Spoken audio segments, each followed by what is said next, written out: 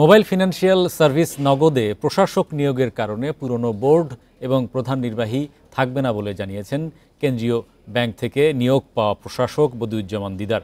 বৃহস্পতিবার প্রতিষ্ঠানটিতে দায়িত্ব নেয়ার পর এক সংবাদ সম্মেলনে একথা জানান তিনি। প্রশাসক জানান, নগদের এখনও পরিপূর্ণ লাইসেন্স নেই, তবে আইন অনুযায়ী ডাক বিভাগ বাংলাদেশ ব্যাংকের থেকে অনুমোদন নিয়ে কার্যক্রম চালাচ্ছে।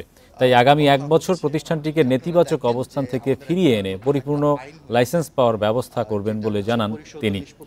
আরও জানান, নগদ এতদিন যেভাবে ব্যবসা করে আসছিল সেভাবেই করবে, শুধু কাঠামোগত পরিবর্তন করা হতে পারে।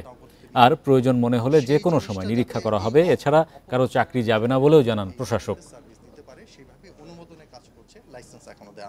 পরিপূর্ণ লাইসেন্স যে নগদ সার্ভিস দিয়ে যাবে, এই আস্থাটা রাখার জন্য আমরা আসলে নগদে এসেছি এবং আমাদেরকে এক বছরের জন্য অ্যাপয়েন্ট করা হয়েছে। এক বছর নট নেসেসারিলি আমরা যে এক বছরই থাকবো, যদি দেখা যায় হ্যাঁ নগদের এই যে মানুষের যে কিছুটা বিরূপ আস্থা এসছে, মানুষ বলছে যে নগদে টাকা রাখবো কি না, বা এই ধরনের জিনিস আপনারাও জানেন যে হচ্ছে, এই আস্থাটা মানুষের ফিরে আসলে আমরা চলে যাব।